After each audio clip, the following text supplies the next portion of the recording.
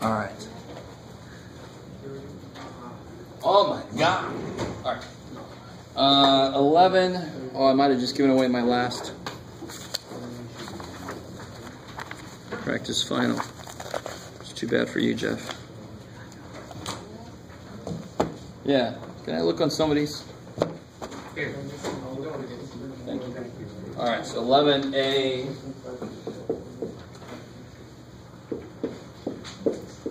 What's the first thing to do here? Come with 3. Four, 2 more, 2, 4. 4 square. 4 is already 2. Yeah, 2 do the second. 2. Break it down. 4 is 1 more 4. 2 times 2. So 4 is already 2 2s. So if you can break the number down, do so. You don't need 2 more 4s. It's overkill. You only need 1 more 2. Why do I need 1 more 2? Because we make the third problem. Yeah.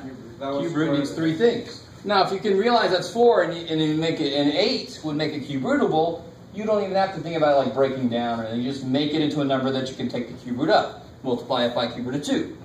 Or you can break it down and say, oh, I need 1 more 2. How many more A's do I need? 2. So 1 more 2, 2 more A's. Whatever I do to the bottom, I got to do to the top. I got no options. So then you get, on the top, what do you get? 6. Who to what? Why was I allowed to do that? Because they're the same. They're both the same root, right? Both cube roots. And on the bottom, I'm going to get 2a. I'm going to get cube root of 8a cubed, which is 2a.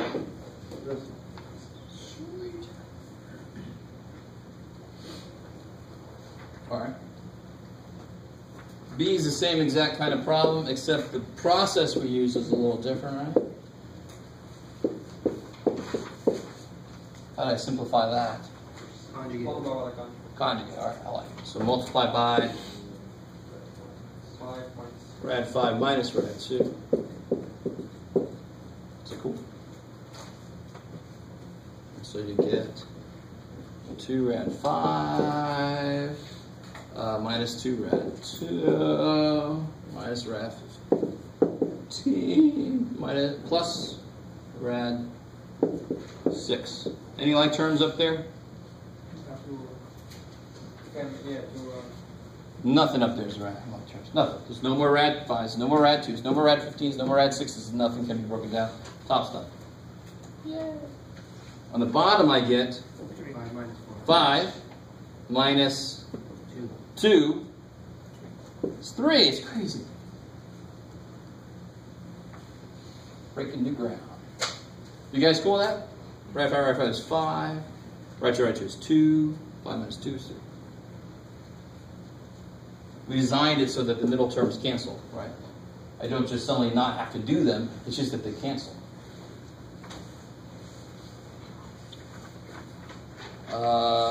See how C is the exact same problem as B? Sort of, right? So C has got 2 minus 3i over 5. If I would have made this 2i, it would have been almost the same kind of rules. Aside, multiply by the conjugate, right? Because I is just square root of -1, so it's going to act just like any other square root does in this regard. So I'm going to multiply by 5 minus I, 5 minus I. So let me show you what I do. I do 10 plus 3i squared. 3i squared is -3, so 10 minus 3 is 7. Minus 15i's minus 2 more i's. 17i. And on the bottom I get 5 minus I squared, but I squared again is -1, so I get 5 plus 1. No, I don't get 5 plus 1. I get 25. Where did you get 7 from? All right, so 10, right? Plus 3i squared. That's -3 though, right? Oh, yeah. So, I mean, you can FOIL this like always and then simplify, but what I always do is do the pure numbers and the ones that both have i's in them, because they're both going to become pure numbers. And then I do the number I, because then those are going to be like terms. Right? Who cares? You just FOIL the thing and simplify. Cool. So what's this supposed to be? 25 minus I squared is 25 plus 1 is 26.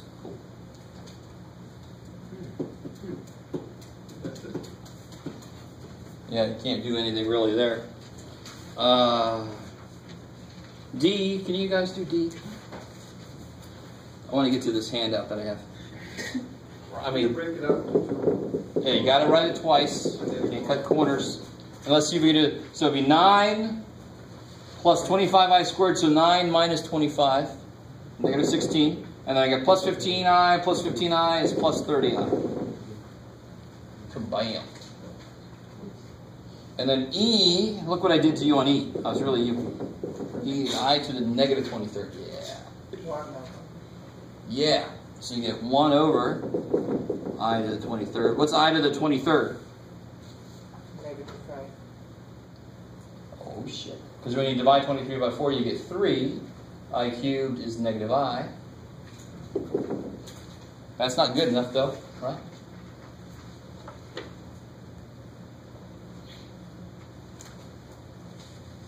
Multiplied by I, top and bottom, you get I over negative I squared. What's negative I squared? What's I squared? 1. Yeah, I squared is negative 1, so negative I squared is 1. Done.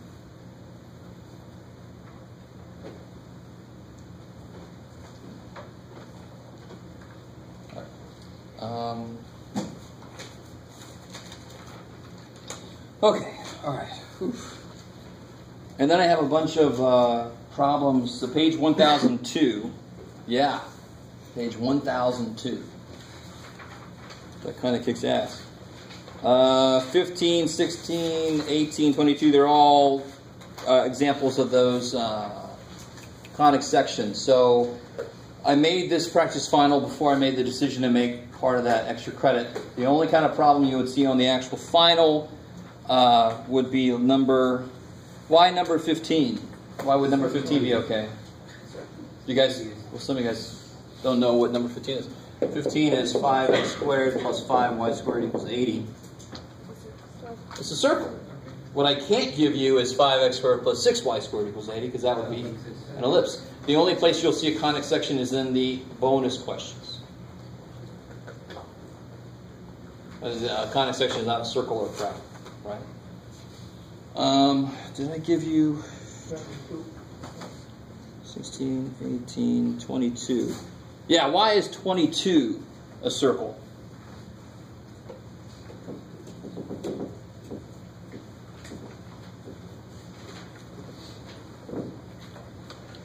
says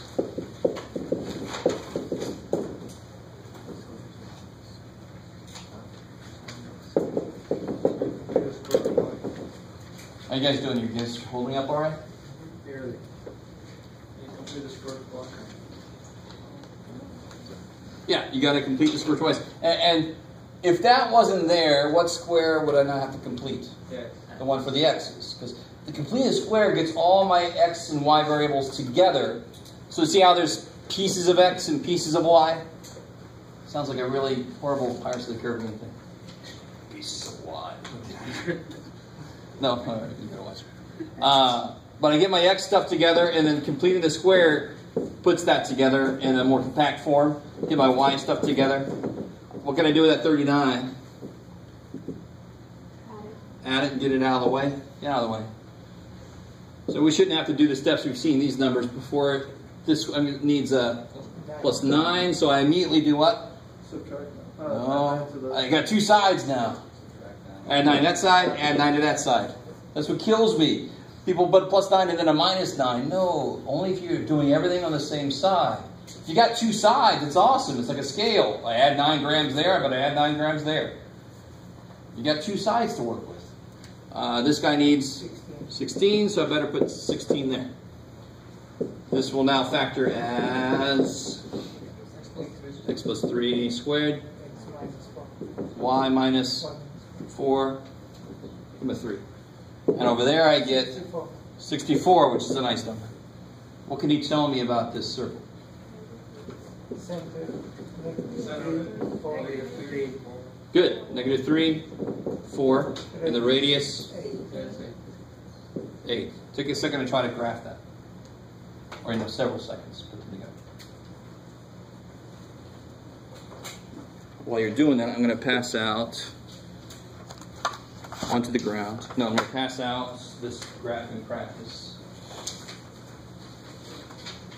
So the radius is 8. And you square root whatever you want. That's the way you graph it, it's going to be 8. Like 8. A6 for Yes.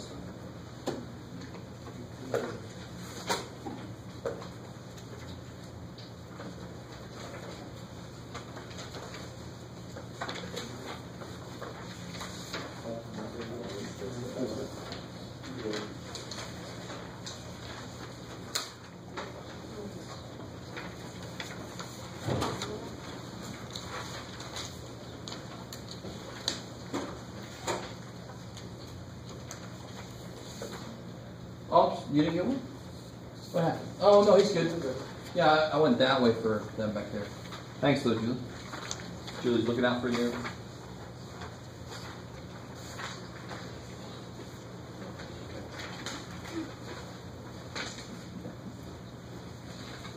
It's coming, Ahmed. Be there.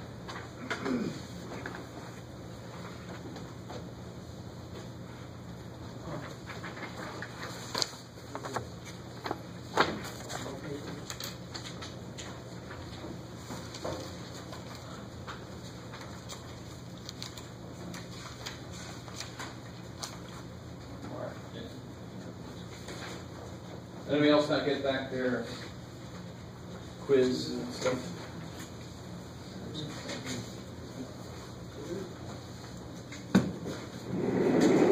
So you guys done with this yet? Yes. How much is the homework worth again? Like percentage? So it's part of the quiz homework combined average, right? It's like 20 or 25%. But to be honest, the homework comes out to be 5%. Yeah. All right. So what do you think? Is 5% a lot or not much? Okay. Too much. Too much? I agree. It should be 0%. Because if you don't do it, and I make it 5% grade, not only are you going to do bad on the test, you're also going to get a low grade on the homework. You're double shooting yourself in the foot. Okay? But the one semester I made homework not count anything, nobody did the homework and they all died on the first test. I said, okay, shit, I'm never going to do this again. I have to make homework worth something. I don't know what the sweet spot is where you'll do it and nobody will cheat. Someday I'll figure out that sweet spot. So how are we doing with this here? Center is at -3, 4.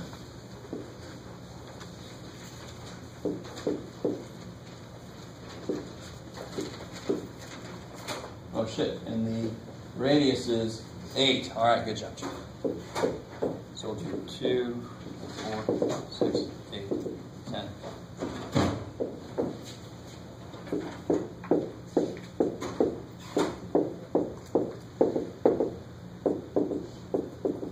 See what happens.